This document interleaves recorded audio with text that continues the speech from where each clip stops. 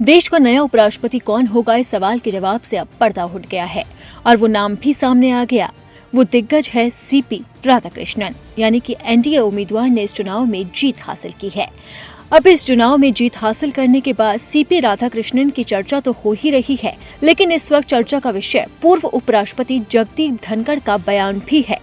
उपराष्ट्रपति चुनाव के बाद जगदीप धनखड़ ने अपनी पहली प्रतिक्रिया जाहिर की है।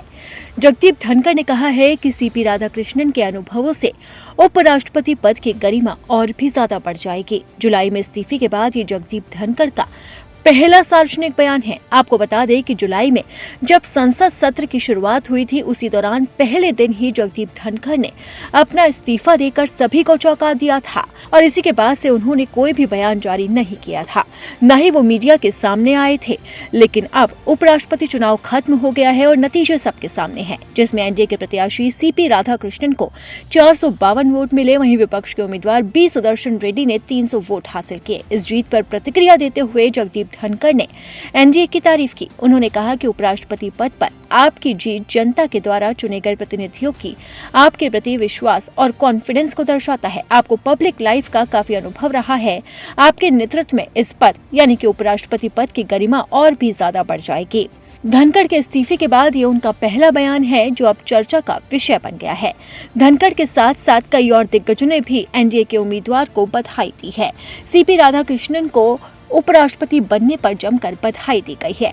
लेकिन इस चुनाव में जहां एक तरफ एनडीए की जीत हुई है, तो वहीं दूसरी तरफ इंडी गठबंधन की बुरी हार हुई है। बी सुदर्शन रेड्डी को महज 300 वोट ही हासिल हुए और इस हार के बाद उनका बयान भी सामने आया। उन्होंने कहा कि भले ही हम हार गए, लेकिन हम न्याय और सत्य के खिलाफ अपना ये आक्रोश और जोर शोर से जनता के सामने मुद्दे उठाना जारी रखेंगे।